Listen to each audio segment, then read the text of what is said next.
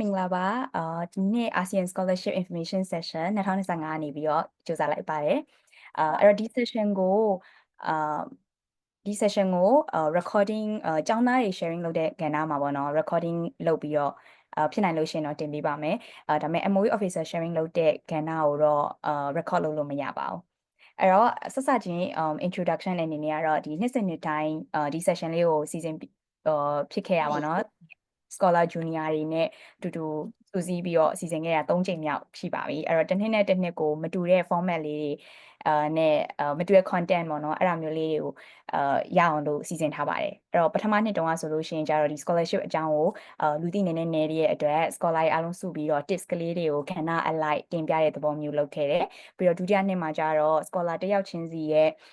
journey ကိုအသေးစိတ် sharing လုပ်ပြီးတော့ question and answer အတွက်အချိန်ပိုပေးဖြစ်တယ်ဒီနေ့မှာဆိုလို့ရှိရင်တော့panel discussion ပုံစံမျိုးလေးစီစဉ်ထားပါတယ်အဲ့တော့ခါကျတော့အားလုံးစိတ်ဝင်စားမဲ့မေးခွန်းလေးတွေနဲ့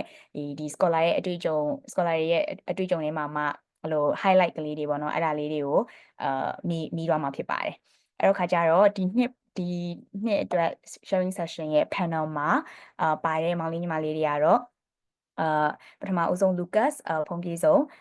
ပြီးတော့ညီလေးခင်ပြေဆုံးနိုင်တဲ့ညီလေးရှွန်လာဝန်ချိုဒါကတော့2နှစ်တုန်းက scholarship ကိုအောင်မြင်စွာရရှိသွားကြပြီးတော့ဒီနှစ် January ကစပြီးတော့ Sec 3စတက်တဲ့ပဲscholar junior တွေဖြစ်ပါတယ်ဟုတ်Brenda ကတော့2015ခုနှစ်မှာ ASEAN Scholar ကိုရခဲ့ပြီးအခုလက်ရှိစင်ကာပူမှာIT sector မှာအလုပ်လုပ်နေတာဖြစ်ပါတယ်ဒီနေ့ panel မှာ moderator အနေနဲ့ facilitate လုပ်ပေးသွားပါမယ်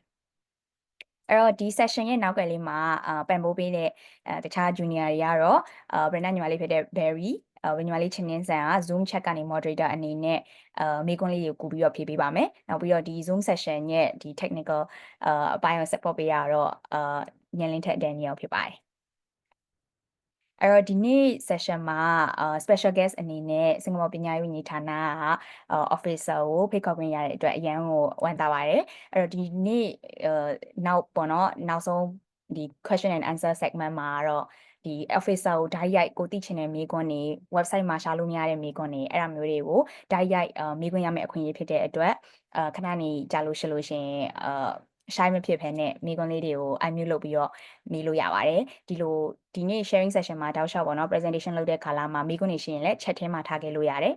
ဒါမှမဟုတ်ရင်နောက်ဆုံးမှာ unmute လုပ်ပြီးတော့မေးလို့ရပါတယ်အဲ့တော့at this point thank you so much to the officer from Ministry of Education from Scholarships Division for offering your time on a Friday night to share more about the scholarship and answer the burning questions that we have Okay အဲ့တော့ဒီနေ့ session agenda နေရာတော့ပထမဦးဆုံး MOE officer နေပြီးတော့ scholarship briefing ကိုပေးမယ်ပြီးသွားလို့ရှိရင်တော့brand နေပြီးတော့ဒီ application process နဲ့ဒီ stage တစ်ခုချင်းစီမှာဘာတွေပါလဲဆိုတာကိုရှင်းပြပေးမယ်ပြီးလို့ရှိရင်တော့အားလုံးစိတ်ဝင်စားမှာဖြစ်တဲ့အတွက်ASEAN Scholar ရဲ့အတွေ့အကြုံတွေကိုpanel discussion အနေနဲ့ sharing လုပ်ပေးမယ်ပြီးသွားလို့ရှိရင်တော့နောက်ဆုံးမှာ question and answer လုပ်မှာဖြစ်ပါတယ်အဲ့တော့ပထမဦးဆုံး segment အနေနဲ့ MOE officer scholarship briefing ပေးဖို့အတွက်Zoom လေးပေးချင်ပါတယ် so yeah Wicked please record okay အဲ့တော့ဒုတိယ segment အနေနဲ့ကတော့ဒီ application process အကြောင်းကိုofficer share သွားတဲ့ application process ကိုdetail နည်းနည်း sharing လုပ်ပေးမှာဖြစ်ပါတယ်အဲ့တော့ ASEAN Scholarship ကိုရှောက်မယ်ဆိုလို့ရှိရင်ဒီ Google မှာလည်းရှာကြည့်လို့ရတယ် ASEAN Scholarship ပေါ်မြန်မာစင်ကာပူလို့ရှာလိုက်လို့ရှိရင်ဒီ website ကိုရောက်လိမ့်မယ်အဲကြောင့်လို့ရှိရင်အောက်ဆုံးကိုဆွဲလိုက်တဲ့အချိန်မှာ apply now ဆိုတဲ့ button ကိုနှိပ်လိုက်ပါနှိပ်ပြီးလို့ရှိရင်သူ့ရဲ့ portal ကိုရောက်သွားလိမ့်မယ်အဲ့မှာဆိုလို့ရှိရင် account မဖွင့်ရသေးရင်ကိုယ့်ရဲ့ email နဲ့ account ဖွင့်လို့ရတယ်ပြီးလို့ရှိရင် email password မှတ်ထားပြီးတော့နောက်ချိန်ကျရင်အဲ့ account နဲ့ log in ဝင်ပြီးတော့ကိုယ့်ရဲ့ application ကိုဆက်ပြီးတော့ edit လုပ်လို့ရတယ်အခုဒီ scholarship က deadline ကတော့30ရက်နေ့မေ17:59ပေါ့နော်ဒါကစင်ကာပူအချိန်ဖြစ်တဲ့အတွက်မြန်မာအချိန်ဆိုရင်10နာရီနဲ့မှ29မိနစ်ဖြစ်ပါတယ်အဲ့ဒါလေးသတိထားပေးပါအဲ့တော့ဒါကကျတော့ application form မှာပါတဲ့ section တွေပေါ့နော်အဲ့ဒီမှာဆိုလို့ရှိရင်တော့ဒီ section 3ခုကတော့ကိုဖြည့်တဲ့အချိန်မှာသတိထားပြီးတော့ထိထိရောက်ရောက်ဖြည့်လို့ရတဲ့နေရာတွေဖြစ်ပါတယ်တခြား section တွေကတော့ကိုယ့်ရဲ့ personal particulars တွေနောက်မိဘfamily background တို့ educational background ဆိုတာကတော့ record အတိုင်းဖြည့်ပေါ့နော်ကျန်တဲ့ဒီ section 3ခုကတော့တည်တည်ချာချာလေးဖြည့်တင်တယ်လို့ထင်ပါတယ်အဲ့တော့အဲ့ဒီ application form detail ဖြည့်တဲ့ tips တွေကိုလည်း Brenda ရဲ့ blog ကနေပြီးတော့ဒီ weekend မှာတစ်ချက်တင်ပေးပါမယ်ရှင်အဲ့တော့ဒီကတော့ MOE officer share လုပ်သွားတဲ့ stage 3ခုအဲ့မှာကapplication form မှာဆိုလို့ရှိရင်အဓိက sensitive တာကတော့ဒီ eligibility ခုန criteria အသက် criteria ရဲ့နောက်အတန်းပညာပေါ့နော်အဲ့ဒါကို criteria အဓိကစစ်တယ်နောက်ပြီးတော့ကကြတော့ကိုခုနဖြည့်လိုက်တဲ့ကျောင်း results တွေပြီးရင် academic ဆိုင်တဲ့အောင်မြင်မှုတွေ extracurricular ပြင်ပမှာပါထားတဲ့ဟာတွေအဲ့ဒါတွေအကုန်လုံးခြုံကြည့်ပြီးသူက short list ရွေးလိုက်တယ် short list ရွေးတဲ့သူပဲဆက်ပြီးတော့အဆင့်2မှာရေးဖြည့်ရတယ်ရေးဖြည့်က paper 3ခုဖြည့်ရတယ် English Math နဲ့ General Ability ဆိုတာကျတော့ IQ test ဖြစ်ပါတယ်English နဲ့ General Ability ကတော့ online ကနေလုပ်တာဖြစ်ပြီးတော့သင်ချာတော့ဒီစာရွက်နဲ့အဲ့လိုရေးဖြည့်ဖြစ်ပါတယ်ပြီးတော့ဒီ written assessment မှာအောင်သွားပြီဆိုလို့ရှိရင် interview ခေါ်တယ်interview မှာကျတော့သူတို့ main စစ်တာကဒီစင်ကာပူရောက်လာပြီးရင် ASEAN Scholar နေထိုင်ရတဲ့ life ကိုကိုက်ညီမကိုက်ညီပြီးတော့ခါကျတော့ဒီလိုတယောက်တည်း independent နေဖို့အတွက်ရင်းချက်မှုရှိမရှိအဲ့ဒါကို main ထားပြီးတော့ရွေးချယ်တာဖြစ်ပါတယ်အဲ့တော့ဒီနှစ်ဆင့်ကိုရွေးချယ်ခံရပြီဆိုလို့ရှိရင်ဒီကျောင်း results တွေ certificate တွေကိုသူတို့ online ကနေတောင်းဖို့ရှိရဲအဲ့ဒီအတွက်မှန်မှန်ကန်ကန်ဖြည့်ဖို့လိုပါတယ်အဲ့တော့ paper တစ်ခုချင်းစီပေါ့နော် written test မှာ paper 3ခုမှာတစ်ခုချင်းစီကိုနည်းနည်းထပ်ပြီးတော့ in depth ရှင်းပြမယ်ဆိုလို့ရှိရင် general ability IQ test ကကြတော့ဒါကတော့ဒီနှစ်စဉ်နှစ်တိုင်းလွန်ခဲ့တဲ့12နှစ်ကအဲ့လို scholar တွေပေါ့နော်အတွေ့အကြုံအရာ sharing လုပ်ထားဖြစ်ပါတယ်ဒီနှစ်ကွက်တိလဲတူချင်မှတူမဲ့ပြောင်းလဲတာလည်းရှိနိုင်တယ်ဒါပေမဲ့နှစ်စဉ်နှစ်တိုင်းကတော့ general ability ဆို IQ test မှာဘာတက်လဲဆိုတော့ဒီလိုမျိုးညာဘက်မှာပုံနေမှာတွေ့တဲ့အတိုင်း pattern recognition ပေါ့နော်ဒီပုံပြီးရင်ဒီပုံလာတယ်ပြီးရင်နောက်ပုံကဘာလဲအဲ့ဒါမျိုးကိုအပုတ်60ကိုတစ်နိုင်အတွင်းဖြည့်ရတာဖြစ်တယ်နောက်ဒီမနစ်ကဆိုလို့ရှိရင်တော့ဒါ computer ပေါ်မှာဖြည့်ရတာပေါ့အဲ့ဒါကတော့ဒီ IQ ဆိုတော့ဒီ thinking နဲ့ reasoning skills ကိုသူက sensitive တာဖြစ်ပါတယ်ကွန်ပျူတာမှာဖြေရတဲ့ဖြစ်တဲ့အတွက် laptop ကိုလည်းသူတို့ပေးမယ်လို့ဟိုဟာထဲမှာ question FAQs တွေမှာရေးထားပါတယ်နောက်ဒုတိယ paper အနေနဲ့ English ကတော့ဒီဘက်မှာဆိုလို့ရှိရင် Sec 3 Codem ပေါ့နော်အဲ့ဒါနေစပြီးတက်မှာဖြစ်တဲ့အတွက် I level ကိုသူကမိဟိုလိုက်နိုင်မလိုက်နိုင်အဲ့လိုမျိုး sensitive ဖြစ်တယ်ပေါ့အဲ့တော့ခါကျတော့ပြင်ဆင်တဲ့အနေနဲ့ဆိုရင်တော့ secondary 2နဲ့3 paper တွေကိုလေ့ကျင့်ထားလို့ရတယ်နောက် British Council ဆိုရင်တော့ B1 B2 stage အစိုးရဟိုဆိုရင်တော့8တန်း9တန်း English ပေါ့နော်ဖြေတာကတော့2နာရီမေးခွန်း segment က comprehension ပါတယ် essay ပါတယ်ဒီမိနစ်နောက်ဆုံးနှစ်မှာတော့paper နှစ်ခုစလုံးကို2နာရီအတွင်းမဲ့ထည့်ပေးရဖြစ်တဲ့အတွက်ဖြေတဲ့အချိန်မှာဒီ essay ဖြည့်ဖို့အတွက်အချိန်လုံးလောက်အနည်းဆုံးနိုင်ဝက်လောက်ထားသင့်တယ်လို့ထင်ပါတယ် comprehension ထဲမှာတော့ဘာတွေမေးလဲဆိုရင်ဒီအမှားရှာတဲ့ဟာ grammar vocabulary အမှားရှာတဲ့ဟာပြီးတော့ခါကျတော့ fill in the blanks လို့ passage တစ်ခုပေးထားပြီးတော့ blank လေးပေးထားမယ်အဲ့ဒီမှာအသိတော်ဆုံးစကားလုံးရွေးရတာတို့မှန်ကန်တဲ့ grammar ဖြည့်ရတာတို့ blank ဖြည့်ရတာမျိုးတွေမေးတယ်နောက် grammar နဲ့ multiple choice တွေမေးတယ်ပြီးတော့ခါကျတော့ဒီ passage တွေကနေပြီးတော့ဖတ်ပြီးတော့မေးခွန်းဖြည့်ရတာမျိုးရှိတယ်နောက် essay အနေနဲ့ကတော့နှစ်ပုတ်ပေးပြီးတစ်ပုတ်ဖြည့်ရတာများတယ်ဒီဟာတွေကတော့ဟိုပေါ့နော်အရင်နှစ်တည်းကလည်းမေးဘူးတဲ့question type တွေဖြစ်တယ်ဒါပေမဲ့နောက်ဆုံးနှစ်မှာတော့ပထမဆုံး question နှစ်မျိုးကိုမေးတာများတယ်အဲ့ဒါတွေကတော့ဗာလဲဆိုတော့ကိုယ့်ရဲ့အတွေ့အကြုံအကြောင်းပြန်ပြောပြပြီးတော့အဲ့အတွေ့အကြုံအခြေခံပြီးတော့reflect ပြန်လုပ်ပြီးတော့ကိုယ့်ရဲ့အတွေးအခေါ်တွေကိုရှင်းပြတဲ့ဟာမျိုးပေါ့နော်ဥပမာဆိုလို့ရှိရင်ကိုယ့်ဘဝအတွက်အကြီးမားပြောင်းလဲစေခဲ့တဲ့အချိန်ကဘာဖြစ်မလဲအဲ့လိုမျိုးမေးခွန်းရဲ့နောက်တစ်ခုကကြတော့တကယ်လို့ဟိုပေါ့လိန်ညာတာမှားယွင်းတယ်ဒါပေမဲ့လိန်ညာတာဟိုပေါ့နော်တင့်တော်တဲ့အချိန်ဆိုတာရှိလားဘယ်လိုထင်လဲအဲ့တော့ကိုယ့်ရဲ့အတွေးခေါ်တွေပြောပြရတယ်ပြီးတော့ကိုယ့်အတွေးအကြုံတွေပါ sharing ဝင်ရေးရတယ်ပေါ့နော်အဲ့ဒါမျိုး essay type တွေမိရများလာပါတယ်အရှိနှစ်တွေကတော့ဒီပုံမြင်ရေးရတာတို့နောက်ကိုယ့် opinion ရေးရတာတို့အဲ့ဒါမျိုးတွေလည်းပါပါတယ်အဲ့တော့ဒါကတော့ဒီ essay အတွက်မေးခွန်း type တွေပါနောက်သင်ချာကြတော့2နာရီမေးခွန်းဖြစ်တယ် calculator မသုံးရဘူးအဲ့မှာဆိုလို့ရှိရင်1မှတ်တန်2မှတ်တန်မေးခွန်းတို့လေးပါတယ်လို့5မှတ်တန်မေးခွန်းရှည်လည်းပါတယ်difficulty level ကလည်းခုနလိုပဲ sec 2 3 level စာရွက်paper တွေကိုဖြည့်ထားသင့်ပါတယ်လေ့ကျင့်မှုဆိုလို့ရှိရင်တော့ဒီ small tutor website ပေါ့နော်ခဏနေကြလို့ရှိရင်လည်းနောက်မှာ feedback form ဖြည့်လို့ရှိရင်Brenda တို့ဒီ link လေးစုထားတဲ့ practice link လေးတွေပို့ပေးပါမယ်အဲ့ link တွေကနေပြီးတော့ဒီ website တွေကနေ paper တွေ download ပြီးတော့လေ့ကျင့်လို့ရတယ်နောက် Casco က math စာအုပ်တွေလည်းလေ့ကျင့်လို့ရတယ်ဒါကတော့ဒီ sensitive topics တွေဖြစ်ပါတယ်အဲ့တော့ဒါကတော့ scholarship ရဲ့ဒီ stage တစ်ခုချင်းစီပေါ့နော် interview stage ကတော့ ခုနပြောခဲ့သလိုပဲဒီဘက်မှာကိုက်ညီမကိုက်ညီကိုအကြောင်းကိုတင်ခဲ့တဲ့ဒီကိုရေးခဲ့တဲ့ essay တွေအကြောင်းကိုတင်ခဲ့တဲ့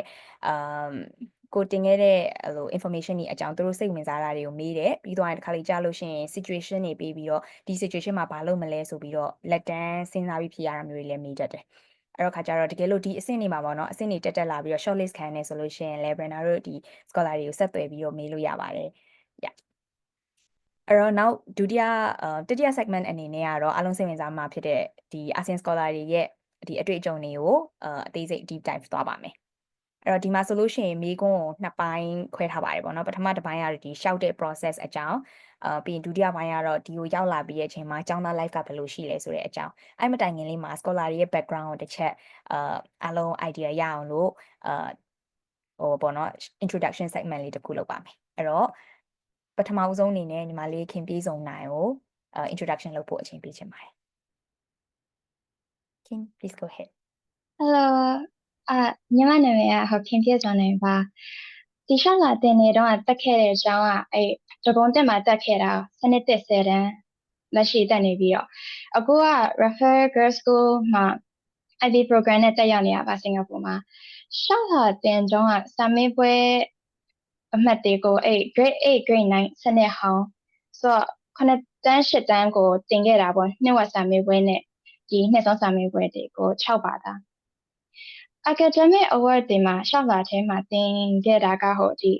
SAT 1500တို့တင်ချာအင်္ဂလိပ်စာနဲ့ပကြီးပြိုင်ပွဲလေးတွေနဲ့ဒီ design ဆွဲတဲ့တင်တန်းတစ်ခုတက်ရောက်ခဲ့တာရောတင်ပြခဲ့တယ်ဒီဘေး extra curricular ဘက်ပိုင်းဆိုရှင်ညီမ design ဆွဲခဲ့တဲ့အဲစီးပွားအသေးလေးတစ်ခုကိုတင်ပြခဲ့တယ် line ပေါ်မှာဟို YouTube ပေါ်မှာဒီ design ဟိုပကြီးဆွဲခဲ့တဲ့ဟာတွေကိုဗီဒီယိုရိုက်ပြီးတင်တာတွေရောရှိတယ်art club ထဲမှာ member အနေဖြင့်တယောက်ရှိခဲ့တာကိုတင်ပြခဲ့တယ်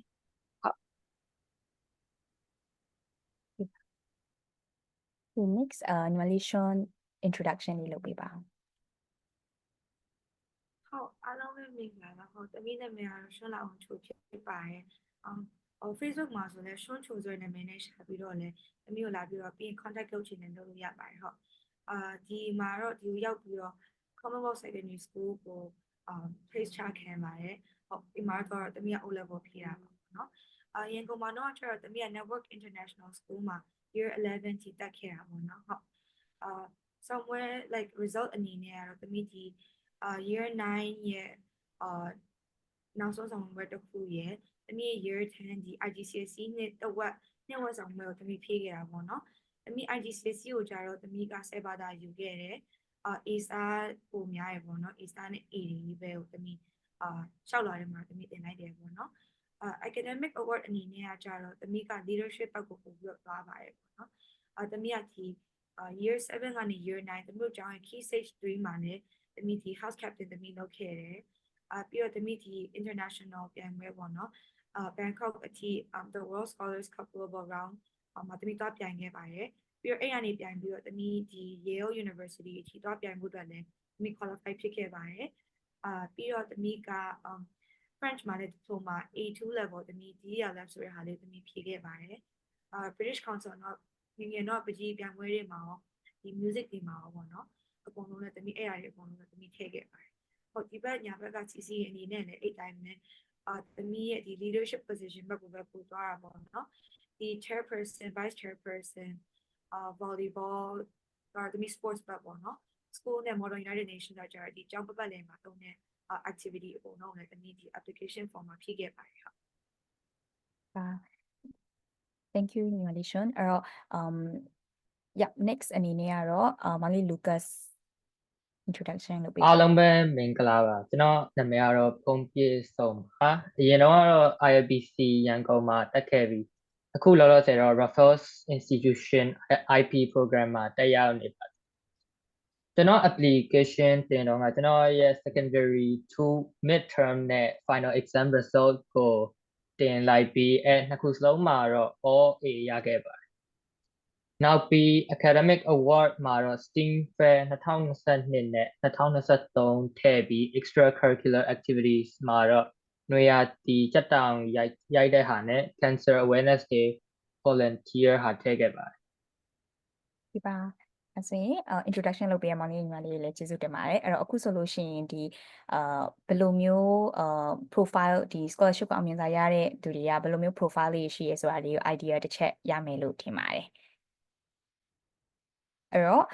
နောက်တစ်ဆင့်အနေနဲ့ကတော့ဒီ panel discussion ကိုစပါမယ်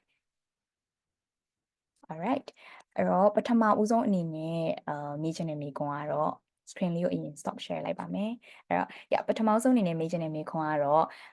မောင်လေးညီမလေးတို့ဘယ်ချိန်ကနေစပြီးတော့ scholarship ကိုပြင်ဆင်ခဲ့တယ်ပြီးတော့ဘယ်လိုမျိုးပြင်ဆင်ခဲ့တယ်ပြီးရင်ဘယ်လိုမျိုးresource တွေ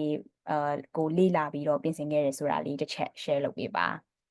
အဲ့တော့ပထမဆုံးအနေနဲ့ရှင်အရင်စပြီးတော့ share ပေးပါ ဟုတ်ဒီ scholarship အတက်ကကြတော့တမီးဘယ်လိုမျိုးပြင်ခဲ့လဲဆိုတော့ပေါ့နော်တမီးက short list ဝင်ပြီးတော့မှတမီးစပြီးတော့လုပ်ကြည့်လိုက်တာပေါ့နော်so short list ကကြတော့ဒီစာဝတ်မဖြစ်ပြီးနှစ်ပတ်တိုင်မီကိုတော့ info ပို့ပေးတာပေါ့ပို့လိုက်တဲ့အချိန်မှာတမီးအနေနဲ့ကြတော့တမီးကကြောတင်ချောက်ပို့ပြီးတော့အားစားလိုက်တယ်ပေါ့နော်တမီး English ကတော့တမီးပို့ပြီး confident ဖြစ်တော့တင်ချောက်ပဲပို့ပြီးလုပ်ဖြစ်တယ်တမီးရဲ့ resources အနေနဲ့ကတော့တမီး CAS ကို Maths ကို 2A 2B တမီးကြည့်အောင်လုပ်ထားရပေါ့နော်ပြီးတော့ past paper question အနေနဲ့ကြတော့past with distinction ဆိုတဲ့သင်္ချာ topical question တွေရှိရပေါ့နော်အဲ့ဒါတွေကိုတမီးတစ်ချက်ကျင့်ခဲ့တယ်ပြီး English စာကြတော့ဒီ grammar တွေနဲ့ဘယ်လိုပြောမလဲတင်တော်တဲ့စကားလုံးတွေကို fill in the blank လုပ်ရတယ်အဲ့လိုမျိုး English editing စာအုပ်တွေအကုန်လုံးလည်းတမီးကျင့်ခဲ့ပါတယ်interview တော့ကကြတော့မမရဲ့အကူအညီနဲ့ပေါ့နော်မမကဒီအရင်နှစ်က scholar တွေဖေမီနဲ့တည်တာတော့ senior တွေနဲ့အကူအညီတောင်းပြီးတော့ဒီ mock interview လေးတွေနည်းနည်းလုပ်ကြည့်ကြတယ်ပေါ့နော်ပြီးတော့တမီးပြပေါ်လိုမျိုးလိုအပ်ချက်ရှိလဲဆိုတာကို senior အကုန်လုံးနဲ့နေပြီးတော့တမီးအဲ့ဒါနေပြီး set ပြင်ပြီးတော့ပဲတမီးဒီ interview တော့ကိုတမီးပြင်ခဲ့တာပါဟုတ်ဒီပါအညွှန်လေးရှင်profile မှာဆိုလို့ရှိရင်ဒီ extracurricular တွေ awards တွေကစုံစုံလင်လင်ပေါ့အများကြီးပဲဟို variety မျိုးစုံနဲ့အဲ့လိုမျိုးတွေရှိတယ်အဲ့ဒါရောအရင်ရှေ့တွေကကြိုပြီးတော့ပြင်ဆင်ထားရလားဒါမှမဟုတ်ဘယ်လိုမျိုးပါဝင်ခွင့်ရတယ်ဆိုတာလေးလည်းတစ်ချက်ပြောပြပါဟုတ်ပါတမီးတက်ကကြတော့ပေါ့နော်ဒီအရှိရဒီကိုပြင်ခဲ့တဲ့ဟာတွေပေါ့နော် portfolio ဟာတွေအကုန်လုံးကကြတော့တမီးအကြောင်းကကြတော့အရင်ဟိုပေါ့ဒီလိုမျိုးဟာတွေတော့လုပ်ဖို့တော့အားပေးရပေါ့နော်အားပေးရဆိုတော့တမီးအဲ့လိုမျိုးဒီဟာတွေအကုန်လုံးတမီး portfolio ထဲမှာရှိပြီးသားပေါ့နော်ရှိပြီးသားဆိုတော့ဒီထဲမှာတမီးထည့်စရာလေးပဲလိုသွားတာရှောက်တဲ့အချိန်မှာတကယ်ချင်းနေအတူတူရှောက်တာဆိုတော့တကယ်ချင်းနေကြအတူတူရှောက်တာဆိုတော့ပေါ့နော်ပေါင်းပြီးတော့ဒီဟာလေးကတမီးမှာရှိပြီးသားတမီးဒီဟာလေးအကုန်လုံးကိုသူတို့ကိုပေါ်ပြခြင်းနေဆိုပြီးတော့တမီးအကြိုက်ဆုံးဟာလေးနည်းနည်းမပေါ့ယူပြီးတော့တမီးကဖြည့်ပေးလိုက်တာပါဟုတ်ပါပြီအဲ့ဆိုလို့ရှိရင်next အနေနဲ့ကခင်ညီမလေးတစ်ချက် share ပေးပါအောင်ညီမလေးရောဘယ်လိုပြင်ဆင်ခဲ့လဲဆိုတာဟုတ်ညီမဆိုရှင်2023တုန်းကတစ်ခေါက်ရှောက်ခဲ့တယ်ဒါမဲ့ဟိုစာဝဲအဆင့်ထိမပါတော့အဲ့အချိန်ကနေစပြီး2024အတွက်အဲ့ application form ကြိုတင်ပြီးပြင်ဆင်နေရပေါ့အဲ့ချိန်တော့မြန်မာကျောင်းတက်နေတော့အင်္ဂလိပ်ကျောင်းနဲ့ရှင်အခွင့်အရေးတွေကအဲ့လိုက်တိတ်မများဘူးပေါ့ဆိုတော့ကွတ်တော့အမေနဲ့အတူတူအပြင်မှာဒီတင်ချပြိုင်ပွဲတို့အင်္ဂလိပ်ပြိုင်ပွဲတို့သွဲရှာပြီးသွားရတယ်ဒီ scholarship ကိုရီမှန်းပြီးတော့ကြိုပြီးပြိုင်တာပေါ့အဲ့စားတွေပြီးသွားရတယ်ကိုအရေးအသွေးနဲ့ကိုလွတ်နိုင်တဲ့ဟာလေးတွေကိုလုပ်တာပေါ့ညီမကဒီဘက်ပိုင်းမှာဝါသနာပါတော့ Cello graphic design course တွေကိုရှောက်ခဲ့တယ်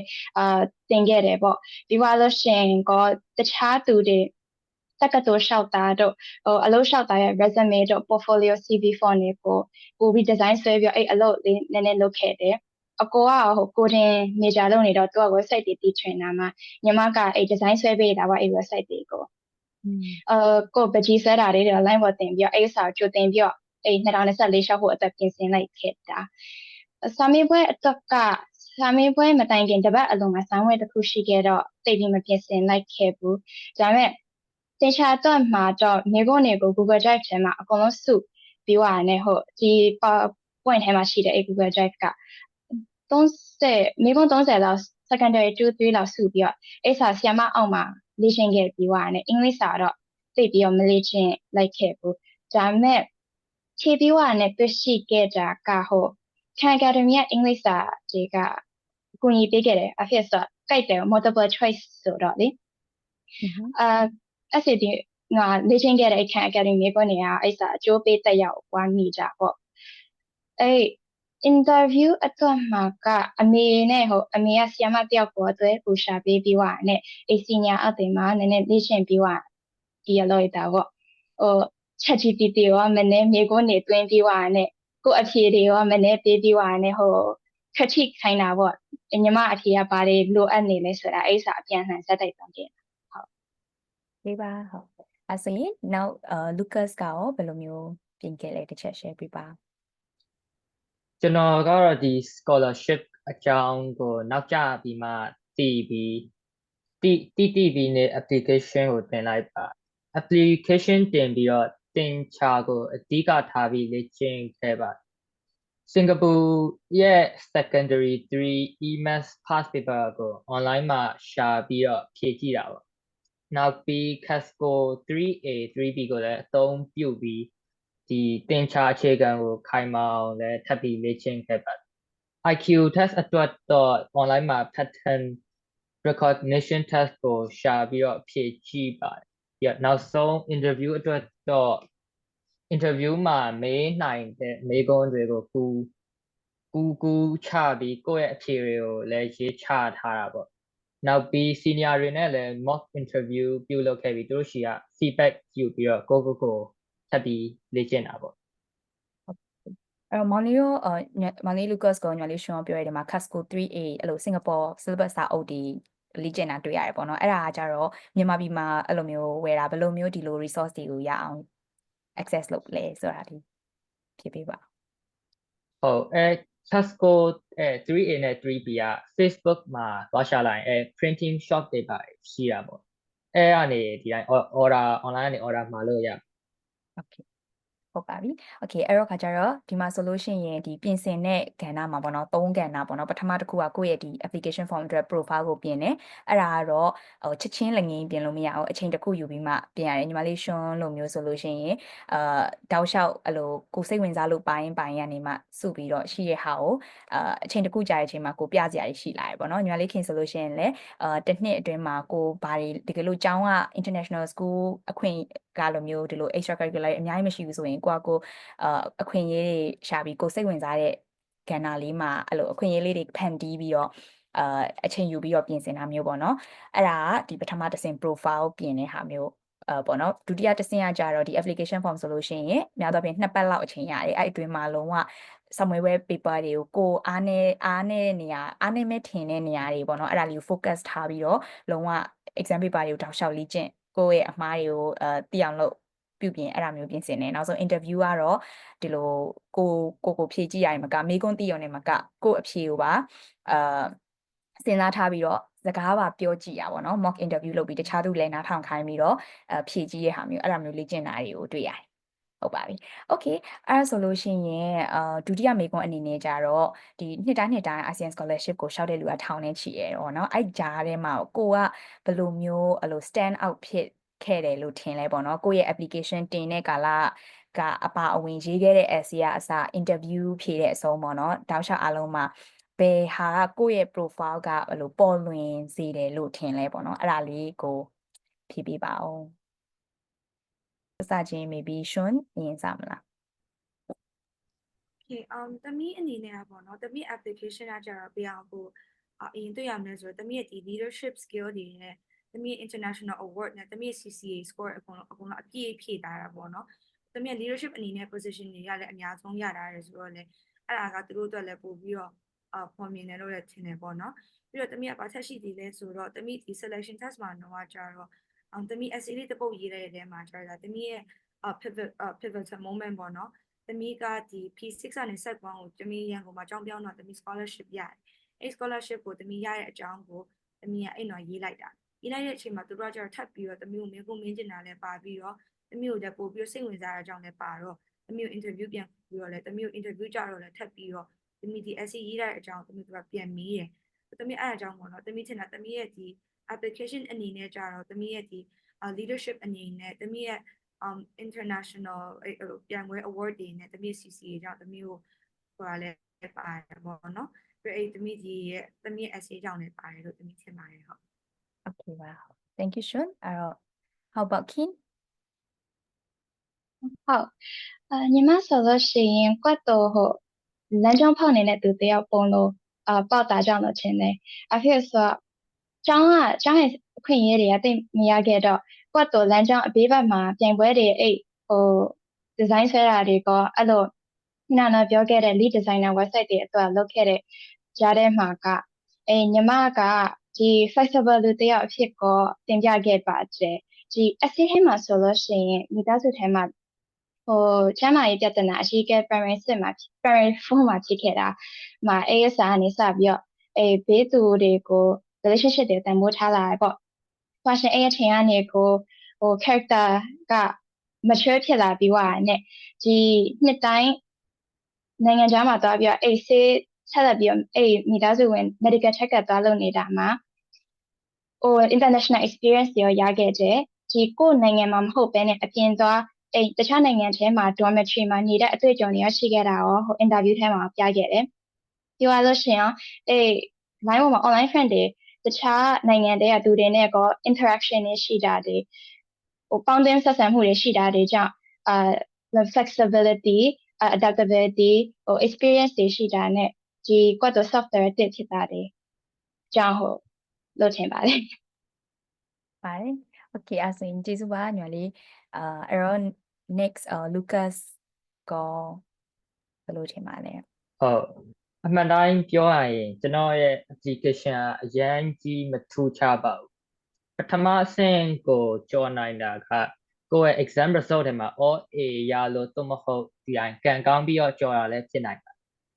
ဒါပေမဲ့ဒီ exam ရေးဖြေမှာတော့ essay ကိုဒီတိုင်းဘယ်ချိန်မှာလိန်နာကတင်းတော်လဲဘယ်ချိန်မှာမတင်းတော်လဲအကြောင်းရေးလိုက်ပါessay ထဲမှာဒီ example specific တခု context အရင်ပေးပြီးတော့အဲ့ချိန်ကျရင်လိန်နာကကောင်းမကောင်းပြီးရင်ဘာကြောင့်မကောင်းလဲဆိုတာ structure နဲ့ရေးလိုက်တော့ကျွန်တော်ရဲ့ thinking process ကနည်းနည်း stand out ဖြစ်သွားလို့ထင်ပါအဲ့ဒါကြောင့်ဒီ application ကိုအရင်ယုံကြည်မှုမရှိရင်တောင်မှဒီတိုင်းတင်လိုက်ပေါ့ဒီရေးဖြေပါရင်လည်းအရင်ကောင်းပြီးတော့မပါခဲ့ရင်လည်းဘာမှတော့အရင်မဖြစ်ပါဘူးနောက်အခွင့်အရေးလည်းအများကြီးရှိသေးပါတယ်ဟုတ်ပါပြီအဲ့ဆိုအားလုံး share ပေးရကျေးဇူးတင်ပါတယ်မောင်လေးညီမလေးပြောတာလည်းအရင်မှန်ကန်တဲ့အချက်တွေပေါ့နော်၃ယောက်စလုံးမှာမတူတဲ့လို့အားသာချက်နေရာလေးတွေရှိရယ်ကိုယ့်ရဲ့ profile နဲ့ကွက်တီလည်းတူချင်မှတူမယ်ကိုဒါပေမဲ့ဒီ story လေးတွေကိုနားထောင်ပြီးတော့ခါကြတော့ inspiration ပေါ့နော်ကိုယ့်ရဲ့ဒီကဏ္ဍကိုယ့်ဘဝရဲ့ဒီကဏ္ဍအရေးမကြီးဘူးထင်ပေမဲ့အခုလိုကြားတဲ့အချိန်မှာဒါကိုလည်းကိုယ့်ရဲ့အားသာချက်အနေနဲ့ဒါကိုယ့်ရဲ့အားသာချက်ကိုလည်းတွေ့မြင်နိုင်မယ်လို့ယုံကြည်ပါတယ်ပေါ့နော်နားထောင်နေသူတွေလည်းနောက်ပြီးတော့ခါကြတော့မောင်လေးပြောသလိုပဲ application ဒီ shortlist လောက်ခံတဲ့ stage ကကိုဘလောက်ပဲလို့ပေါ့နော် profile ကပြင်စားပေမဲ့ကန်လည်းစိုင်နေတယ်အဲ့တော့ခါကြတော့အစုံပေါ့နော် academics ဘက်ကလည်းကိုဘက်ကဖြည့်ထားကိုရနိုင်တဲ့လောက်လည်းပြင်ထားပြီးရင်တော့နောက်ဒီ application form stage ကနေ interview အထိရတော့ဒါကိုရဲ့အားထုတ်ပြီးတော့ပြသလို့ရပြီပေါ့နော်ကိုရဲ့အကောင်းဆုံးကိုရဲ့အကောင်းဆုံးအချက်တွေကိုကိုပြသလို့ရပြီပေါ့နော်အဲ့တော့ခါကြတော့အဲ့တော့ခါကြတော့ okay next တတိယ question ကတော့ဒီရှောက်တဲ့ကာလတစ်လျှောက်လုံးမှာပေါ့နော်စပြီးတော့ form ဖြည့်ကြတဲ့ကinterview ရတဲ့အချိန်ထိ interview ရတဲ့အချိန်ကတော့အမှတ်ရဆုံးဖြစ်မှာသိချပါတယ်ဒါပေမဲ့အဲ့ချိန်လေးကိုဖယ်ပြီးလို့ရှိရင်အဲ့မတိုင်ရင်အထိပေါ့နော်ဘယ်အချိန်ကကိုယ့်အတွက်အမှတ်ရဆုံးမှာအခက်ခဲဆုံးကိုအားစိုက်ထုတ်ပြီးတော့အဲ့လိုရလက်ရခဲ့တဲ့ဟာမျိုးပေါ့နော်အဲ့လိုမျိုးဘယ်အချိန်ကအမှတ်ရဆုံးဖြစ်မလဲအဲ့ဒါလေးကိုတစ်ချက်ဖြည့်ပြီးပါ maybe ညီမလေးခင်ကနေရင်စမလားဟုတ် interview မတိုင်ခင်ဟာပြောရမှာprocess တစ်ခုလုံးပေါ့နော်scholarship ရခင်အထိတောက်လျှောက်ပြင်ဆင်ခဲ့တဲ့ကာလအတွင်းမှာတောက်လျှောက်မှာဘယ်ဟာညီမလေးတို့အမှတ်အရဆုံးဖြစ်လဲမှတ်ရညီမတက်ဆိုရှင်interview ဖြစ်မယ်ညီမ interview သားပြီးသွားတဲ့ချက်လာတဲ့ကျောင်းမှာချွေးအကွက်လိုက်နဲ့ဘဝထဲမှာတက်10နှစ်လောက်ပြောက်သွားတယ်လို့မျက်နှာနဲ့ထွက်လာတာမိနစ်30အတွင်းမှာမိကနေမနေမေးပြီးွားနဲ့စဉ်းစားဖို့အချိန်ရောမပေးခဲ့လိုက်ဆိုဖြေပြီးွားနဲ့နောက်ဟန်မိကနေဆက်မေးခဲ့တာမိကအပေါ့29ခုလောက်မေး25ခုလောက်ဝန်းကျင်လောက်မေးခဲ့တာအဲ့ဒီအချိန်တော့တင်မှာပြီးွားနဲ့ညီမဖြေတဲ့မိကနေမှာပုံမူတည်ပြီးတော့သူတို့ကရစ်ပြီးနဲ့ဆန်းစစ်ချင်တာညီမဘယ်လိုပြန်ပြီးတော့အဖြေပြန်ပေးနိုင်မလဲဆိုတာကိုဆိုတော့ဒီလို စာဘက်ပိုင်းမေးတာမှာဟုတ်ညီမကပြောပြီးသွားပြီးဒီနိုင်ငံခြားကို medical check-up ဖြစ်သွားခဲ့တာအခါရှိတော့international မှာကိုယ့်အိမ်မှာမနေဘဲနဲ့abroad မှာ experience ရှိခဲ့တယ်။သွားရှင်ရောဟိုညီမကဘယ်နေရာမှာဖြစ်ဖြစ်နေတတ်တယ်ဆိုတာအကျိုးကြောင့်ပြောတော့အဲ့ဒီ flexibility adaptability ဘက်ပိုင်းမျိုးကနေမမေးတော့ဘဲနဲ့ဒီတိုင်း personal ဘက်ပိုင်းဆိုင်ရာတွေဟို social နဲ့ academic ဘက်ပိုင်းဆိုင်ရာနေလာတယ်။ဆိုတော့ညီမကစာလုပ်နိုင်တယ်လို့ပြောလို့ရှိရင်ဟိုကနေချင်းနေနဲ့အပျော်ပါးတွေရှိလားဆိုတာပြန်မေးတယ်။ကနေချင်းအပျော်ပါးရှိလားဆိုတာဟိုကိုယ့်တော့အပျော်ပါးဟို mental health ကိုထိန်းသိမ်းနိုင်လားဆိုတာမေးလို့ရှိရင်စာဘက်ပိုင်းမှာအချိန်မပေးနိုင်တဲ့လိုမျိုးပုံစံလေးဟိုတည်တာနည်းနည်းချောင်ကြောက်မိကုန်လေးတွေဟိုရှောက်မေးဒီရှောက်မေးကိုယ့်တော့ရှောင်နေရတာတစ်ချိန်တော့အဲ့စာမှာကအဲ့ဒီတစ်ချိန်လုံးမှာချောင်ကြောက်မေးကုန်နေရှောင်နေပြီးွားနဲ့ကိုဘယ်လိုပြန်ဖြေရလဲဆိုတော့တစ်ချိန်လုံးပြန်စဉ်းစားနေရတာဟုတ်Okay interview မှာသူကတော့အဓိကစစ်တာတကယ်လို့ surprise မေးကိုမေးလိုက်ရင်ကိုကအဲ့လိုချက်ချင်းပေါ့နော် on the feet အဖြေစဉ်းစားနိုင်လားပြီးတော့ခါကျတော့တကယ်လို့လန့်သွားပြီမဲ့လို့ကိုကအကောင်းဆုံးဖြေနိုင်လားအဲ့လိုမျိုးလေးကိုစမ်းစစ်တာမျိုးပေါ့နော်အဲ့တော့ဟုတ်ပါပြီ Okay အဲ့တော့အဲ့တော့ next က maybe Lucas do you want to go next ဟုတ်ကျွန်တော်အတွက်ဆိုရင်လည်းဒီ interview မဖြေခင်နဲ့တကယ် interview ဖြေတဲ့အချိန်ကိုအရန်မှတ်မိရပါဒီတိုင်း interview မဖြေခင်တော့ဒီ interview အတွက်မေးခွန်းတွေပါတယ်ဖြေတွေပါတယ်ပြင်ဆင်ပြီးနေ့တိုင်းလေ့ကျင့်တယ်ပြီးရင်လေ့ကျင့်ပြီးတဲ့အချိန်မှာကိုယ့်ရဲ့မျက်နှာအမူအရာကိုယ်နေအဟန်ထားနဲ့စကားပြောဆိုပုံကို video recording ရိုက်ပြီးတော့ပြန်ကြည့်တာပေါ့ပြီးရင်ပြင်စရာရှိတာပြင်နိုင်တယ်လို့ပြင်ပြီးတော့ interview ကိုဝင်ဖြေလိုက်တာပေါ့ဒီခု interview ကကျွန်တော်အတွက်ပထမဆုံး interview အတွေ့အကြုံဆိုတော့ပုံမှန်တိုင်းဘလောက်ပြင်ဆင်စိတ်ဖိစီးမှုတွေများပြီးရင်တုံပန်းတုံတွေဖြစ်နေတာပေါ့ဒါပေမဲ့ကျွန်တော် first question က introduction လုပ်ပြီးတော့MOE officer တွေရဲ့ပြုံးနေတဲ့မျက်နှာအမူအရာကိုတွေ့ပြီးကိုယုံကြည်မှုကိုရှိလာပါတယ်ပြီးတော့ interview ကိုအေးဆေးတော့ဖြေနိုင်ပါတယ်အဓိကအမှတ်မိရမှာကဒီကိုအမှန်တိုင်းပဲပြောပါအမှန်တိုင်းပြောရင်သူတို့ရဲ့ follow up question တွေကလည်းဒီတိုင်းဖြေရရမ်းလွယ်တာပေါ့ကိုအဖြေတွေကိုမပြင်ဆင်ထားတော့မှကိုစိတ်ထဲကနေထွက်လာတာပေါ့ Thank you for your tips Lucas မောင်လေးပြောလဲမှန်တယ်ဒီလို interview ဖြစ်တဲ့အချိန်မှာလဲကိုအကြောင်းကိုအမှန်တိုင်းပြောပြီးလို့ရှိရင်အဲ့လိုအများကြီးပဲဘယ်လိုမျိုးကောင်းဖြေရမလဲဆိုတာကိုစိတ်ထဲမှာအရင်ဝင်ကြီးပြထားတာမဟုတ်ဘဲနဲ့ကိုအကြောင်းကိုသူကကိုစိတ်ဝင်စားရတဲ့အတွက်အကောင်းဆုံးပြောပြပေးမယ်ကောင်းတဲ့အချက်တွေပြောပြပေးမယ်အဲ့လိုမျိုးပေါ့ပါလေးပဲattempt လုပ်ရတယ်ဟုတ်ပါပြီ Thank you for sharing Lucas now Shonyo သမီးတက်ကကြတော့ပေါ့နော်လူတွေနဲ့စကားပြောရတာဘာညာဆိုသမီးကကြိုက်တော့တိတ်ပြီး interview မှာတော့တိတ်ပြီးပြဿနာတော့မရှိခဲ့ပြီမဲ့သမီးတက်ကကြတော့ဒီ process တစ်ခုလုံးကတော့သမီးတက်အရင်ဟိုmemorable ဖြစ်တယ်ပေါ့နော်ဒီ shortlist ဝင်ကြရပေါ့သမီးလည်းအခုအဲ့လိုမျိုးအဲ့မယ်လို့လည်းအရင်ထင်ထားရတယ်မှလည်းမပါတော့ shortlist ဝင်သွားတယ်အရင်ပျော်သွားပြီးတော့ငါရအောင်လုပ်မယ်ငါလုံးဝရအောင်လုပ်မယ်ဆိုတော့စီးနေပေါ့အဲ့အမြဲတော့ပြီးတော့လည်းအိတ်ဖြေဖို့တည်းဖတ်လာဖို့ကိုစောင့်ရတယ်ပြီး interview ဆိုလည်း interview ပါလားမပါလားဆို result ကိုလည်း like တက်လက်အလောက်ကြီးစောင့်ရတော့စိတ်ထဲမှာအရန်ကို nervous ဖြစ်တာပေါ့နော် email တစ်ခါဝင်ပြီဆိုရင် MOE email ဆိုတာနဲ့ notification ဝင်ပြီဆိုတာနဲ့အကုန်လုံးဘေးနောက်ဖယ်ဖုန်းသွားကြည့်ပြီးအေးဆုံးဟုတ်လားပါလားကောင်းတဲ့ news မကောင်းတဲ့ news ဆိုအမြင်နဲ့သွားပြေးပြီးကြည့်ရတာပေါ့နော်အဲ့တစ်ခါဝင်တာနဲ့နှလုံးထဲအဲ့လိုအမြဲခုန်ပြောအပြီးပျော်တော့လည်းအဲ့လိုထပျော်အဲ့လိုမျိုးပေါ့တစ်ခါလေကြာရင်အကြောင်းမှဖြစ်ရင်ဖြစ်မယ်မဟုတ်ရင်အပြင်သွားရင်လည်းဖြစ်မယ်အပြင်ရောက်နေလည်းကောက်ပြီးemail ဝင်လာပြီအကုန်ဖယ်ခဏရက်အကုန်ဖွင့်ကြည့်မယ်ဖွင့်ကြည့်ပြီးပျော်သွားပြီဆိုလည်းအလဲမှာကောက်ပျော်အဲ့လိုအကုန်လုံးဖြစ်ကြတာပေါ့နော်ဆိုတော့ဒီ process အကုန်လုံးထဲမှာတော့ဒီတစ်ခုကတော့ဒီချာပေါ့မှတ်မိတယ်ဟုတ်ပါပြီဟုတ်အဲ့တော့အားလုံးလည်းဒီအဆင့်ပေါ့နော်အရင်ကစိတ်လှုပ်ရှားတဲ့စိတ်ခွာတဲ့မတိချာတဲ့အဲ့လိုအချိန်တွေကိုကြော်ထားပြီးအခုလိုအောင်မြင်ဟွာဖြစ်တဲ့အတွက်အားလုံးလည်းgood job ပေါ့နော်အခုဒီမှာဆိုလို့ရှိရင်လည်းဒါအခုခရီးရဲ့အစပေါ့နော်နောက်ပိုင်းလည်းစင်ကာပူရောက်လာပြီးတဲ့ဒီလိုမျိုး nervous ဖြစ်မဲ့adapt လုပ်ရမဲ့ဟိုဟာတွေလည်းအခွင့်အရေးတွေလည်းအများကြီးနောက်ထပ်ပြီးတော့လာအောင်ပါပေါ့ okay အဲ့တော့ခါကြတော့အခု application process နဲ့ပတ်သက်ပြီးတော့မိခွန်းနေရတော့ဒီလောက်ပဲဒီမှာဆိုလို့ရှိရင်တော့ အဓိကတော့အားလုံးလဲဖြေတဲ့အချိန်မှာအကုန်လုံးကလည်းဘယ်လိုပြောမလဲရမယ်လို့ယုံကြည်ချက်အပြည့်နဲ့ရှောက်ခဲ့တာမဟုတ်ဘူးရမလားရနိုင်ချေရှိရဲ့ဒါပေမဲ့ chance က50-50ဖြစ်နိုင်တယ်60-40ဖြစ်နိုင်တယ်ဒါပေမဲ့လည်းကိုယ့်ဘက်ကတော့100%ပဲအားစိုက်ပြီးတော့ရောက်တဲ့အဆင့်မှာအကောင်းဆုံးပြင်ဆင်ခဲ့တယ်ပြင်ဆင်ပြီးတော့အကောင်းဆုံးပြသရတယ်ပေါ့နော်အဲ့ဒါလေးကတော့I think ဒီ segment အတွက် main learning point ပေါ့နောက်နည်းနည်းပေါ့ပေါ့ပါပါsegment ရောက်တော့အခုဒီကိုရောက်လာပြီးရဲ့အချိန်မှာပေါ့နော်နေ့တူ day to day ကဘယ်လိုရှိလဲဆိုတာလေးလည်းတစ်ချက် share လုပ်ပေးပါအောင် anyone can start ဟုတ်နောက်ဆိုကျွန်တော်စလိုက် okay ကျွန်တော်ကစင်ကာပူမှာတော့ဒီကျောင်းဖွင့်ရက်နေ့တွေတော့ကျောင်းတက်ပြီးကျောင်းဆင်းရင် CCA တို့ဘာလို့ရှိရင် CCA တက်တာပေါ့ပြီးရင်တခြားအားတဲ့အချိန်တွေမှာဆိုရင်တော့ကျောင်းကျင်ကိုသွားတော့မဟုတ်တငယ်ချင်းတွေနဲ့အားကစားလုပ်တာပေါ့ညအချိန်ရောက်ရင်အဆောင်ကတတ်မှတ်ထားသည့်စာဖတ်ချိန်တွင်ကျောင်းအင်္ဂါလုပ်တော့မဟုတ်စာမွေးဘက်ရှိရင်လည်းစာမွေးဘက်တဲ့ revision တွေပါတယ်လုပ်ပါတယ်ပြီးရင်ကျောင်းပိတ်ရက်စနေနေ့မှာတော့ဒီ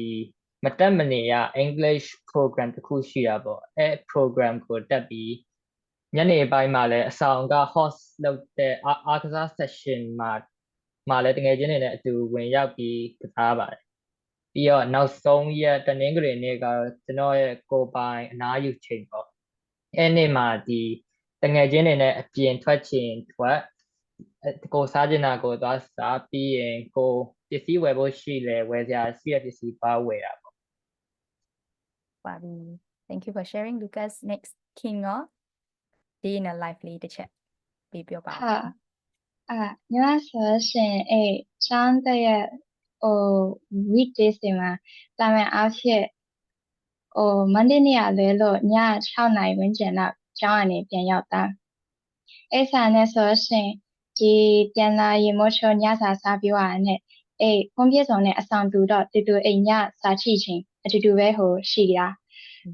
အဲ့စာနဲ့စနေတနင်္ဂနွေဆိုရှင်တာမန်အားဖြင့်စာကြည့်တိုက်မှာသွားပြီးစာလုပ်ပြီးသွားတဲ့လိုရာရှိတာအပြင်ရောက်တော့သွားပြီးတော့ပစ္စည်းဝယ်တာပေါ့အဲ့လို okay ပါ thank you ညီမလေးရှွန်းရော ဟုတ်သမီးကကြတော့Monday to Friday ကကြတော့ကျောင်းကCCA ရှိရနေ့နဲ့ CCA မရှိရနေ့နဲ့꿰တယ်ပေါ့နော်CCA ရှိရနေ့အင်္ဂါနေ့တောက်ကြနေ့လို့ဆိုရင်တော့အဆောင်6နိုင်လောက်မှာတော့ပြန်ရောက်ဖြစ်တယ်ပေါ့နော်ကျန်တဲ့ရက်တွေကြတော့ဒီတမမူတည်ရပေါ့နော်3နိုင်ဖြစ်ဖြစ်4နိုင်ဖြစ်ဖြစ်ပေါ့training ပို့လေးရှိရင်ပေါ့ဒီလိုမျိုးတင်ချပြန်ဝဲပြိုင်မယ်ဆိုရင်ကျောင်းကလည်း training လုပ်ပေးတယ်လေအဲ့လိုမျိုးဆိုရင်လည်းပို့ပြီးနောက်ကျတဲ့နေ့ရှိမှာပေါ့နော်ဟုတ်သမီးကအဲ့လိုမျိုးပြီးတော့ပုဒ်တူးနေ့ညနေရယ်စနေနေ့ရယ်ကြတော့သမီးတို့ဒီ MOE ရပေါ့နော်သမီးတို့ချရပြီးတဲ့ဒီ English Bridging support ဆိုတဲ့ဟာရှိရယ်ပေါ့နော်သမီးတို့ပေါ့နော်တေချာပေါ့ဒီလိုလာလဲ English skill အနေနဲ့လည်းအဲ့လိုမချွတ်နေအောင်အကုန်လုံးအဆင်ပြေအောင်လို့သမီးတို့စာရေးတင်အောင်ဆက်လုပ်ပြီးတယ်အဲ့လိုမျိုး bridging course တွေတခုသမီးတို့တက်ခိုင်းနေပေါ့နော်အဲ့ဒါတော့တေချာပေါ့ကိုသမီးမဖြစ်မနေတက်ရတယ်အဲ့ဒါပြီးသွားရင်တော့စနေတနင်္ဂနွေနေ့ကတော့ဒါသမီးတို့ဒီအင်ဇာလုံးလို့သမီးကကျတော့သမီးမောင်လေးကဒီမှာရှိရဲဆိုတော့ပေါ့နော်သမီးမောင်လေးနဲ့သမီးသွားတွေ့ဖြစ်တယ်တငယ်ချင်းတွေနဲ့အပြင်ထွက်ဖြစ်တယ်ပြီးတော့ဒီမှာကတော့ကိုတယောက်တည်းနေရတာဆိုတော့ကိုအခန်းရှင်ကိုအဝတ်လျှော်အဲ့လိုမျိုးလုပ်ရတာပေါ့နော်သမီးမှာကျတော့မိဖို့ကြောင့်လည်းထက်ရှိတော့အဲ့လိုဟင်းချက်စားခြင်းနဲ့တငယ်ချင်းနဲ့အတူတူချက်စား study time ဆိုအတူတူစာသွားကြအဲ့လိုမျိုးသမီးလုပ်ကြရတယ်ပေါ့နော်ဟုတ်ပါပြီအလုံး share ပေးတဲ့ကျေးဇူးပါအဲ့တော့ Scholar Life စင်ကာပူမှာဆိုလို့ရှိရင်study ကျောင်းတက်တာကနေပြီးတော့ CCA အချိန်ပေးရတယ်ပြီးတော့အဆောင် live လည်းရှိပါတယ်အဆောင် live မှာကညတိုင်းဆိုရင် study time ပါတယ် weekend ဆိုရင် bridging course MOE ရပေါ့နော်ထပ်ပြီးတော့ English တို့ဘာလို့ support အနေနဲ့ extra class လိုမျိုးတွေပေးတာစီစဉ်တာတက်ရတယ်နောက်ပြီးတော့အဆောင် live ကိုနေတဲ့အတွက်ကိုကစာရင် manage လုပ်ရတာမဟုတ်ဘဲနဲ့ကိုယ့်ရဲ့ live ကိုပါ manage ကပြီအဲ့ကြတော့အဝိရှော်အကုန်လုံးအခန်းတန်ရှင်ရေးအကုန်လုံးကိုယ့်ရဲ့ finance အကုန်လုံးအစပေါ့နော်အဲ့ဒါကြီးအကုန်လုံး manage လုပ်ရတာအဲ့ဒါကတော့ Scholar Life ရဲ့summary လေးပေါ့နော် okay ပါအဲ့ဆိုရင်နောက်တစ်ခုကဒီစင်ကာပူအဆောင်နေမှာကြတော့ဟိုကလည်းရှိရယ်လို့ curfew လို့ဟာမျိုးညဆိုရင် Monday to Thursday ဆိုရင်10နာရီပြန်ရမယ်တို့10နာရီ I think 10နာရီလား10နာရီလားအဲ့လိုမျိုးcurfew တွေရှိရယ်ပေါ့နော်အဲ့တော့ I think ခဏနေကြလို့ရှိရင် King နဲ့ Lucas ကခဏသွားပြီးတော့ thumbprint attendance ယူရမယ်အဲ့ခါကျတော့ခဏလေးဖြစ်မှာပေါ့နော်အဲ့အချိန်မှာ next question ကိုညီမလေး Sean က အရင်ဖြေပြီးပေါ့ okay အဲ့တော့ဒုတိယ question ဒီ Singapore life နဲ့ပတ်သက်ပြီးဒုတိယ question အနေနဲ့ကဒီမှာကစရောက်တဲ့အချိန်နေစပြီးအခုဆိုရင်6လရှိပြီပေါ့နော်ဒီ6လအတွင်းမှာကိုဘယ်နေရာတွေမှာ grow ဖြစ်လာတယ်ပို့ပြီးတော့ရင့်ကျက်လာတယ်လို့ထင်လဲပေါ့အဲ့ဒါလေးတစ်ချက်ဖြေပြပါဟုတ်တမီးကကြတော့ပေါ့နော်တမီးကကြရန်ကုန်မှာကြတော့ဒီပေါ့နော်အဖေနဲ့မိနဲ့ဒီလိုနေတော့လဲပေါ့အခန်းထဲမှာနေလဲဘာမှဒီလိုမျိုးပေါ့အနေဒါလို့လို့ရတယ်အဲ့လိုမျိုးပြနာမှလာပြောပြတယ်ပေါ့နော်ဆိုတဲ့အချိန်မှာကိုယ့်အကိုတိတ်ပြီးတော့ဘယ်လိုပြောမလဲအဖေမျိုးပို့ပြီးတော့ dependent ပို့ဖြစ်သွားတာပေါ့နော်ကိုယ့်ကိုတယောက်တည်းမနေဘဲနဲ့ကိုဘီကဘယ်လိုလုပ်ရမလဲဆိုတာတိတ်ပြီးတော့ control မရှိဘူးပေါ့နော်တမီးကဒီကိုလာပြီးတော့ဒီခု6လပြည့်သွားပြီပေါ့နော်ကိုတယောက်တည်းလာနေတဲ့အချိန်မှာကိုဘီနာမှလည်းဘယ်လိုပေါ့ဒါလို့ပြောမဲ့လူမရှိဘူးအဲ့လိုဆိုတဲ့အချိန်မှာကို control ကိုရှိသွားတဲ့အချိန်မှာကိုတည်ရဒီချိန်ဆိုစာချက်တင်နေပြီလားကိုစာလောက်ရမယ်ကိုလောက်ရမယ်ဒါမှမဟုတ်အဝိရှော်ရမယ်ဟိုစာအများကြီးကြားမယ်နေဆောင်မွေးဖြေရမယ်ရက်တွေဆိုရင်လည်းအဝိမလျှော်သေးဘူးအဝိကိုသွားပြေးလျှော်ရမယ်အဲ့လိုဆိုတဲ့အချိန်မှာကို time management နဲ့ကိုလည်းကိုကပြန်ပြီး plan အပ်သေးတယ်ပြီးကိုနောက်ကြလဲဒါကိုကြောင့်ဖြစ်သွားပြီလေဘာလို့ကိုတယောက်တည်းရှိနေတာဟိုဆိုအမြဲတမ်းကို alarm နေဘယ်လိုအပြင်သွားလဲပေါ့နော်နောက်မကြအောင်လို့ buffer time နေထည့်ထားရတာပေါ့နော်10 မိနစ်မစောမီသွားပြတမရှိမှအဲ့လိုဘတ်စကားလာရင်ဘတ်စကားချိန်နဲ့မှီအောင်လို့လည်းလုပ်ရသေးတယ်ပေါ့နော်အဲ့လိုမျိုးပေါ့နော်ပြစာချက်တဲ့ routine ဆိုလည်းအဲ့တိုင်းပဲပေါ့ဒီမှာကျတော့ဒီကျောင်းဆရာမအကုန်လုံးလည်းတင်ပြီးတယ်တကယ်လို့ကိုမလိုက်နိုင်မှကြည့်ပဲအရင်နားမလည်တာမရှိဘူးဆိုလည်းဆရာမကိုချင်းသွားမိရင်သူကတမျိုးကိုလုပ်ပေးနိုင်တယ်ပေါ့နော်ချင်းကိုပြန်ပြီးရှင်းပြပေးတယ်ဆိုတော့အများအိမ်မှာ consolidation လုပ်ပြီးသွားတဲ့အချိန်မှာတမျိုးအဆင်ပြေရပေါ့နော်ဟုတ်အဲ့နဲ့တမျိုးဒီ study routine ကတော့ကိုတေချာပေါ့ကိုindependent ဖြစ်သွားတယ်ကို plan လုပ်ဖြစ်တယ်ပြီးတော့ကိုဒီ like life in general ကြောင်းသွားတဲ့အချိန်အသွားအပြန်ကိုပစ္စည်းလိုလားကိုအဝတ်ရှော်ရမလားအခန်းရှိရမလားကျန်တဲ့ဟာအကုန်လုံးကတော့ကိုပေါ့နော်routine ကတော့အမြဲတမ်းကိုindependent ဖြစ်သွားတာပေါ့နော်ကိုလည်း control လုပ်နိုင်တယ်ဆိုတော့အဆင်ပြေသွားတာပေါ့ဟုတ်ဟုတ်အဲ့ဒါကတော့တကယ်ကိုမှန်တယ်အမ brainer ဆိုလို့ရှိရင်စစတုန်းကဒီလိုမျိုး planner type အလောက်မဟုတ်ဘူးဒါပေမဲ့ single မှာနေလိုက်10နှစ်အပြီးမှာလုံးဝ planner type ဖြစ်သွားတယ်အကုန်လုံးဘတ်စုံ timetable calendar နဲ့တခု season plan လူကအဲ့လို type က planner type ဖြစ်သွားတာပေါ့အဲ့တော့တကယ်ကို independent in charge ယူပြီးတော့ကို live ကိုစီမံတာစာအတွက်ရောအချိန်စီမံတာအကုန်လုံးအဲ့ဒါကတော့အရင်ကြီးတယ်အဲ့တော့ဒီ skills တွေကလည်းပေါ့နော်ဒီအားလုံးတွေလည်းဒီ interview stage တွေပိုင်းမှာဆိုသူတို့ကဒါမျိုးတွေကို manage လုပ်နိုင်လားဆိုတာကိုလည်းသူတို့ကမင်းရင်းနဲ့စမ်းစစ်တာမျိုးပေါ့အဲ့တော့ခါကျတော့ဒါလေးတွေကသိထိုင်ကောင်းမယ်လို့ထင်ပါတယ်အဲ့တော့ yeah okay ခင်နဲ့ Lucas ပြန်လာပြီဆိုတော့ခါကျတော့မိကွန်းကရောက်လာတဲ့ကာလနေစပြီအခု6လအတွင်းမှာပေါ့နော်ဘယ်လိုမျိုး grow ဖြစ်လာလဲဘယ်လိုမျိုးရင်းကျက်လာလဲလို့ထင်လဲကို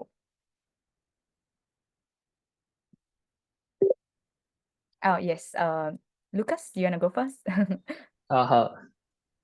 စင်ကာပူမှာကစင်ကာပူအဆောင်တွေမှာကဒီအားကစားလုပ်ဆရာနေရာတွေလည်းအများများပြီးဒီ VIA တို့ event တွေတို့လည်းအများများတော့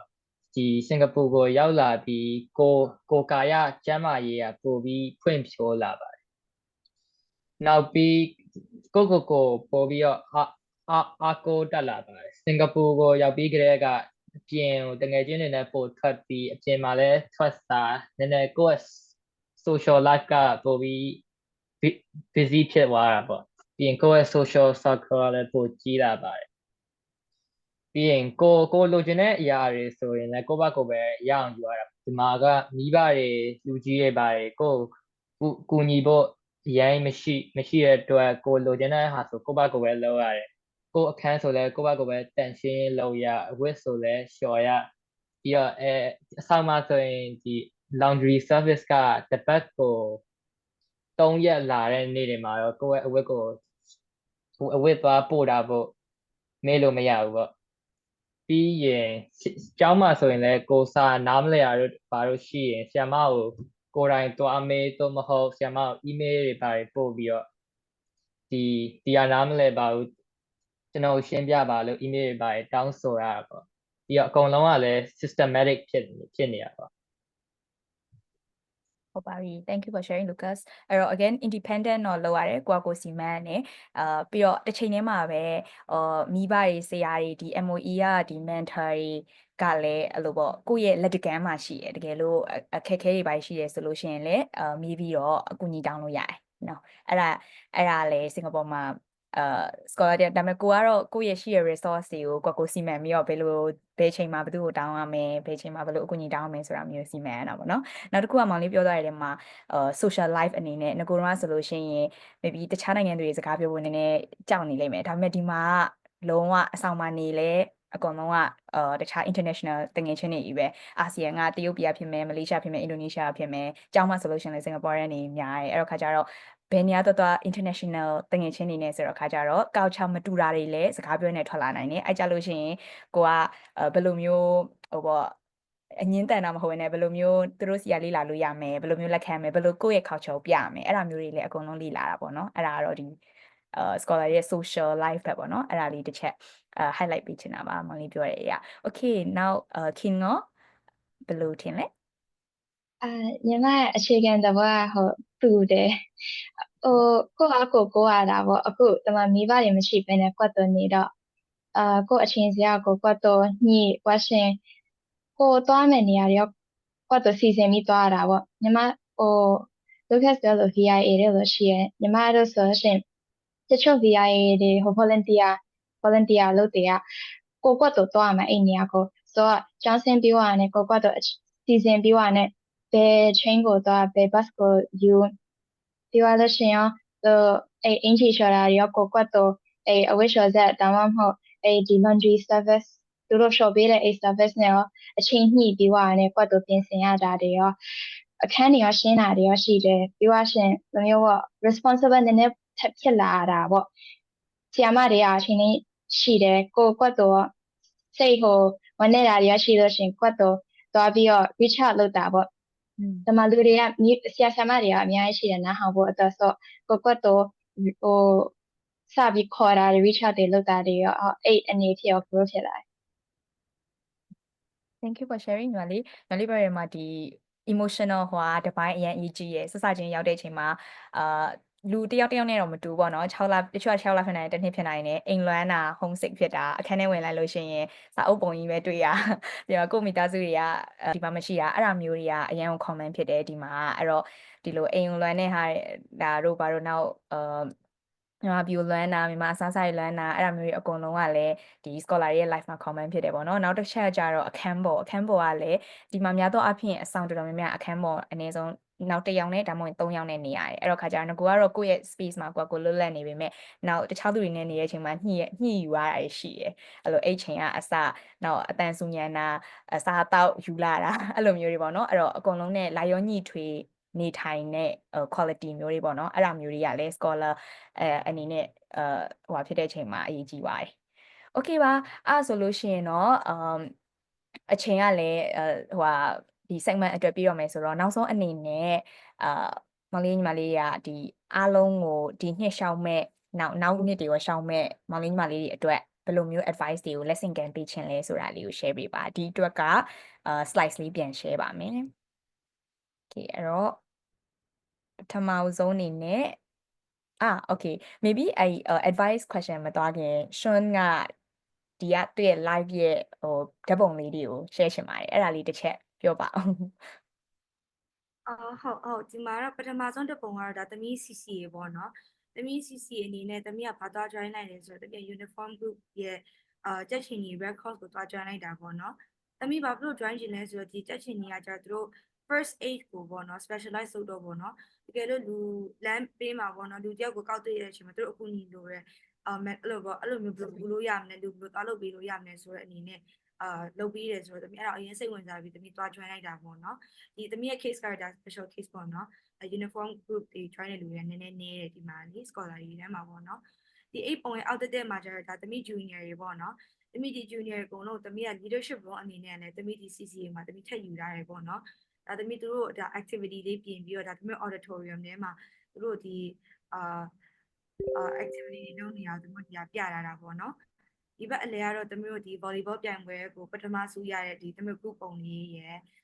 ဒီဘက်ညာဘက်ကကျတော့ဒီ scholar သမီးတို့ဒီနှစ်ရယ်16ယောက်စလုံးကို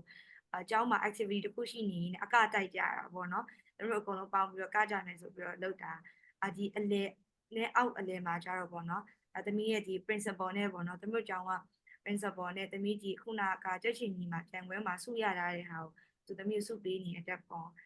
ဒီအောက်ဆုံးဟာကြတော့ဒီအောက်ဆုံးညာဘက်ကပုံကကြတော့ပေါ့နော်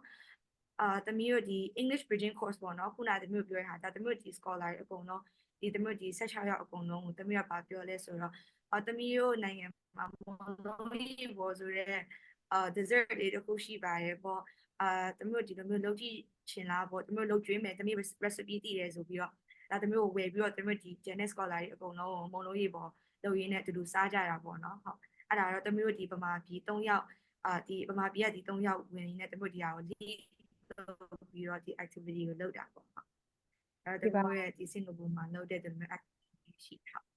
ဟုတ်ပါတယ် Thank you for sharing Shun အရင်က vibrant ဖြစ်တဲ့ live ပေါ့နော် at this point maybe King or Pone ရော Lucas ရောညီမလေးတို့မောင်လေးရောဘာ CCA တွေကျန်တဲ့တစ်ချက်ပြောပြပါအောင်ဘယ်လို extracurricular တွေဟုတ်ဟိုကျွန်တော်ကတော့အစကကျတော့ဒီဓာတ်ပုံရိုက်တဲ့ photography ကို join ပြီးအခုကျတော့ chess ကို transfer တင်လိုက် That's okay Okay that's good King ရောဘာ CCA တွေ join လဲညီမပကြီး CCA ပါ CCA I see Okay အဲ့တော့ဒီမှာကတော့ဒီကိုစိတ်ဝင်စားတဲ့extracurricular co-curricular activity ကိုjoin လုပ်ရတယ်တချို့co-curricular တွေကအဲ့လိုမျိုး interview လို့ဟာမျိုးဖြေရတယ်တချို့ကမဖြေရဘူးပြီးတော့ဒီမှာနောက်တစ်ခုဒီညီမလေး share မှာဆိုတာဒီ co-curricular activity လုပ်တဲ့အချိန်မှာဒီ activity လုပ်တာနဲ့မကဘဲနဲ့ leadership တို့နောက် committee နဲ့အလုပ်လုပ်တာတို့အဲ့လိုမျိုးအခွင့်အရေးလည်းရှိရဲအဲ့တော့ကျောင်းသားတွေကစိတ်ဝင်စားတဲ့သူတွေတူတူဒီအုပ်စုကိုဖွဲ့ပြီးတော့လုပ်တယ်အဲ့မှာမှဥဆောင်တဲ့နေရာတွေပေါ့နော်အဲ့မှာအဖွဲ့နဲ့အလုပ်လုပ်တာစီမံတာနောက် presentation တွေလုပ်တာဆရာတွေနဲ့ချိတ်ဆက်ပြီးတော့အဲ့လိုမျိုးစကားပြောတာအဲ့လိုမျိုး skills တွေကိုလည်းဒီကျောင်းပြင်ပစာပြင်ပဘော skills တွေကိုလည်းသင်ယူခွင့်ရမယ်အခွင့်အရေးတွေအများကြီးရှိရပေါ့နော်အဲ့ဒါလေးလည်းတစ်ချက် share ပေးတာပါ Okay အဲ့တော့နောက်ဆုံးအနေနဲ့ advice တယောက်ကို I think အချိန်ကလည်းနည်းနည်းဟောပြောတယောက်ကို2 minute maximum ပေါ့နော်tips လေး3ခုပြောပြပါအောင်စစချင်း Lucas let's go ဟုတ်ပထမ tip ကတော့ application process အတွက်ပေါ့ပြောချင်တာကတော့ဒီ scholarship အတွက် application ကိုတင်လိုက်ဒီတိုင်းကိုပိုင်ရမရရင်လည်းရဖို့အရာတွေအများကြီးရှိပြီးမရရင်လည်းဘာမှတော့သိမဖြစ်ပါဘူးပြီးရင် application process pass ပြီးရင် written assessment ပေါ့ပြောချင်တာကတော့ဒီ one day or day 1ပေါ့ဒီနေ့ကနေတင်ပြီးရဲ့နေ့ကနေစပြီးစာစူးစမ်းပါကိုတကယ် scholarship ကိုလိုချင်တယ်ဆိုရင်ကိုလည်းအချိန်ပေးပြီးစူးစမ်းမှာပေါ့ပြီးရင်နောက်ဆုံးဟာကတော့ interview ပေါ့ interview မှာဆိုရင်မေခွန်းတွေအကုန်လုံး5 mark question လိုမျိုးယူဆလိုက်ပေါ့ဒီတိုင်းကို